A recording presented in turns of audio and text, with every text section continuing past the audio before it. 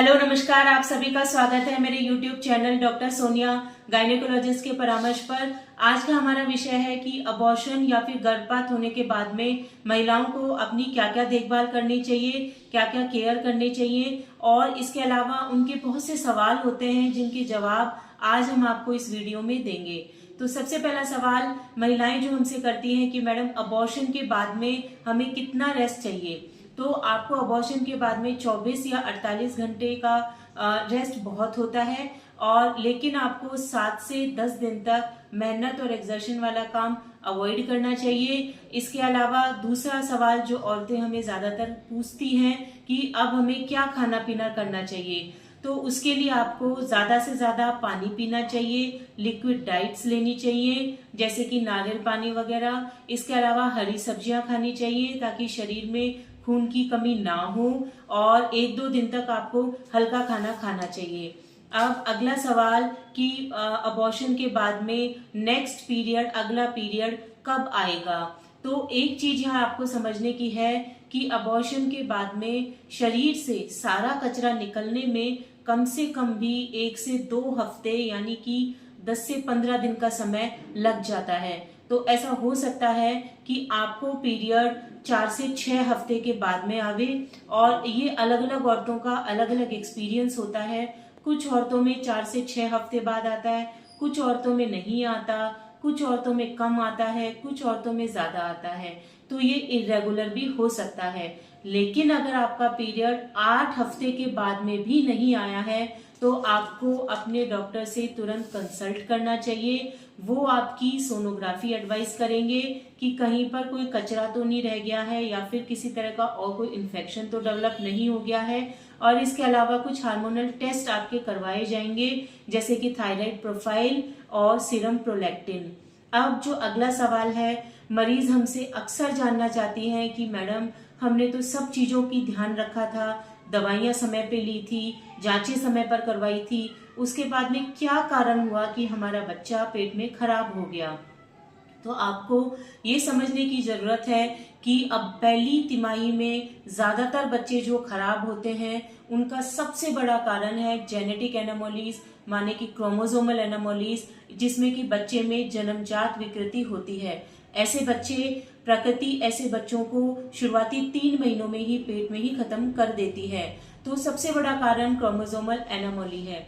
इसके अलावा दूसरा कारण कुछ हार्मोनल फैक्टर्स होते हैं जैसे कि थायराइड एब्नॉर्मेलिटीज, अनकंट्रोल्ड डायबिटीज, इसके अलावा शरीर में प्रोजेस्टेरोन हार्मोन की कमी आ जाना या कि रेजिस्टेंस आ जाना।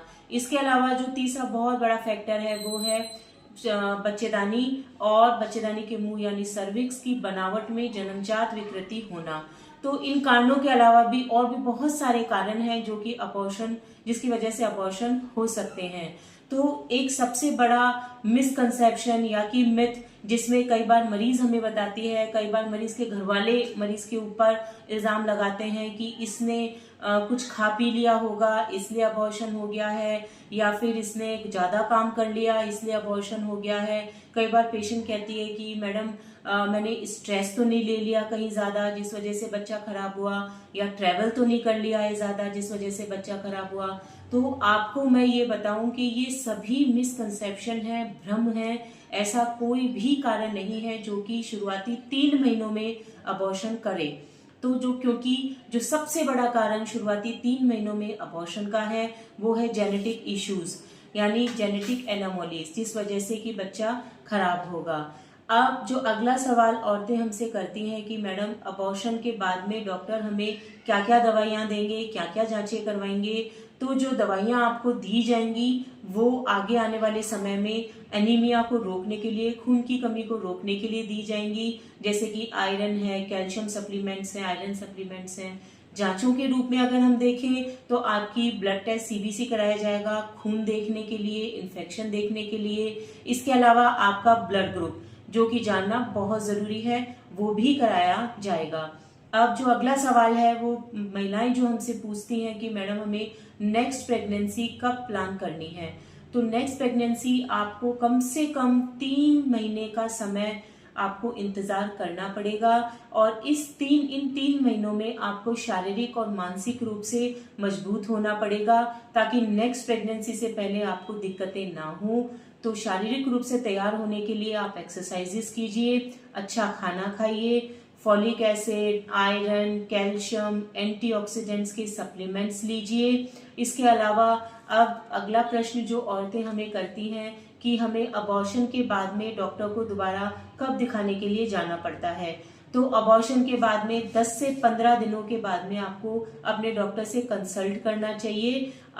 लेकिन अगर कुछ परिस्थितियां ऐसी हैं जिनमें कि आपको तुरंत अपने डॉक्टर से कंसल्ट करना होगा, उसमें पहली परिस्थिति है अत्यधिक रक्तस्राव का होना, खून जब ज्यादा बहने लग जाए, बहुत तेज नीचे के हिस्से में, पेड़ों के हिस्से में दर्द होने लगे, और या फिर कुछ फाउल स्मेलिंग डिस्चार्ज, यानी बहुत ही तेज गंध वाला डिस्चार्ज अगर वेजाइना से पास होता हुआ आपको लगे, तो ऐसी परिस्थिति में आपको तुरंत अपने डॉक्टर से कंसल्ट करना चाहिए। उम्मीद है आपको ये जानकारी पसंद आई होगी। नमस्कार।